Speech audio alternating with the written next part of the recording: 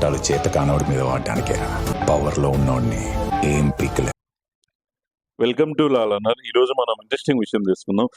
పూణే పోర్సే కేసులో విస్తుపోయే నిజాల గురించి ఈ వీడియోలో మనం తెలుసుకుందాం. పూణేలో 17 సంవత్సరాల మైనర్ 5 కోట్ల ఖరీదైన కారును నడుపుతూ మందు తాగి మితిమీరిన వేగంతో యాక్సిడెంట్ చేశాడు.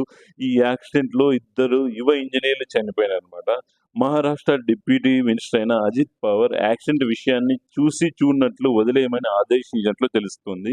అంతేకాకుండా అతని యొక్క బ్లడ్ లో ఆల్కహాల్ శాతాన్ని తగ్గించడానికి అతనితో పిజ్జాలు తినిపించారు. అంతేకాకుండా యాక్సిడెంట్ చేసిన 8 అవర్స్ తర్వాత బ్లడ్ శాంపుల్ తీసుకోవడానికి ట్రై చేశారనమాట. ఇంకా అతని యొక్క బ్లడ్‌లో ఆల్కహాల్ శాతం ఉంటుందని డౌట్‌తో, ఎందుకంటే అతను ఆల్కహాల్ కన్జంప్షన్ ఎక్కువ పర్సెంట్ తీసుకోవడం వల్ల ఇంకా అతని యొక్క బ్లడ్‌లో ఆల్కహాల్ శాతం ఉంటుందని చెప్పేసి డౌట్‌తో అతని యొక్క మదర్ యొక్క బ్లడ్ శాంపుల్స్‌ని తీసుకున్నారనమాట. నెక్స్ట్ ఒకవైపు ఈ విధంగా యాక్సిడెంట్‌కి గురి చేసిన వ్యక్తిని రాచ మర్యాదలు చేస్తూ చనిపోయిన వారి యొక్క మామయ్య వస్తే అతని పట్ల దురుసుగా ప్రవర్తించారనమాట. అంటే ఈ విధంగా డబ్బున్న వారికి ఒక రకంగా, డబ్బు లేని వారికి ఒక రకంగా మన దేశంలో న్యాయ వ్యవస్థలు అన్నీ కూడా ఉన్నాయన్నమాట.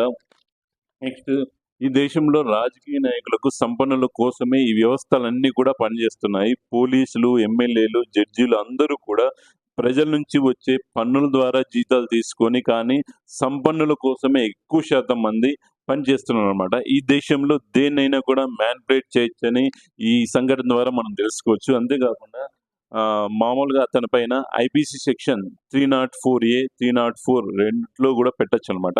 ఐపీసీ సెక్షన్ 304 కల్పబుల్ హోమ్సైడ్ కింద కేసు పెట్టొచ్చు. కానీ 304A అంటే నెగ్లిజెన్స్ కింద కేసు పెట్టారనమాట. కల్పబుల్ హోమ్సైడ్ అయితే అతనికి దాదాపు 10 years ఇంప్రిజన్మెంట్ ఉంటుంది. ఐపీసీ 304A అనేది నెక్స్ట్ నెగ్లిజెన్స్ అంటే 2 years మాత్రమే శిక్ష పడుతుంది. ఇంకా ఈ వీడియో మీకు ఇన్ఫర్మేటివ్‌గా అనిపిస్తే please subscribe my channel. Thank you for watching ఈ వీడియో. ఈ వీడియో మీకు నచ్చినట్లయితే లైక్ చేయండి, షేర్ చేయండి. Thank you for watching video. జై హింద్.